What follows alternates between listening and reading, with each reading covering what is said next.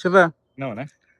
ഷെഫേ നമ്മൾ ഈ വയ്യാതായാലേ ആ. സ്ഥിരമായിട്ട് നമ്മൾ കുടിക്കുന്ന ഒരു സാധനമുള്ള കഞ്ഞി, അതെ, അതല്ലാതെ വേറെ എന്തെങ്കിലും ഫുഡ് ഉണ്ടോ കഴിക്കാന്? വയ്യാതായവർക്ക് വേണ്ടിയിട്ട് നമ്മൾ കൊടുക്കുന്ന ആ ഒരു കുക്കറിക്കാണ് ഇൻവാലിഡ് കുക്കറി എന്ന് പറയുന്നത്. ആ അതല്ലാതെ ഒത്തിരി സാധനങ്ങൾ അവർക്ക് കൊടുക്കാൻ നമുക്ക് പറ്റും. ഓ ഞാൻ അതിനെക്കുറിച്ച് പറഞ്ഞുതരാം. നീ ആ ഓക്കെ.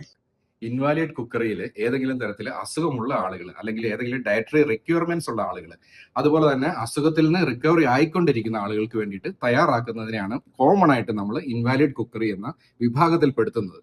ഇൻവാലിഡ് കുക്കറിയിൽ നിങ്ങൾ പ്രധാനമായിട്ടും കുറച്ച് കാര്യങ്ങൾ നമ്മൾ ശ്രദ്ധിക്കേണ്ടതായിട്ടുണ്ട്. ഒന്നാമതായിട്ട് ഡൈജഷന്റെ കാര്യമാണ്.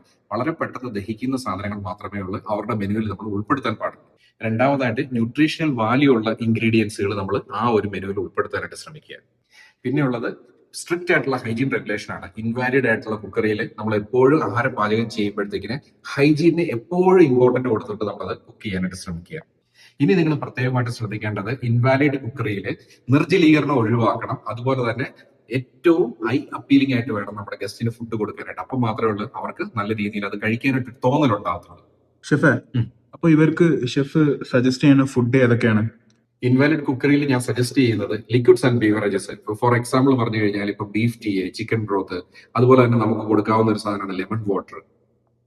അതുപോലെ തന്നെ ഞാൻ സജസ്റ്റ് ചെയ്യുന്നതാണ് ഗ്രുവൽസ് ആൻഡ് പോർജസ്, പലതരത്തിലുള്ള കഞ്ഞികൾ.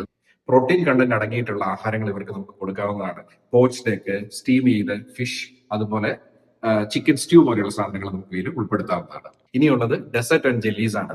നമുക്ക് സോഫ്റ്റ് ആയിട്ടുള്ള മിൽക്ക് പുഡിങ്ങുകൾ, അത് കപ്പയുടെ ടപ്പിയോക്ക പേൾസ്, അതുപോലെ തന്നെ കൂവയുടെ കുറുക്കുകൾ, ഇതൊക്കെ കൊണ്ട് നമുക്ക് ഈ ഇൻവാലിഡ് ആയിട്ടുള്ള ആളുകൾക്ക് കൊടുക്കാവുന്നതാണ്.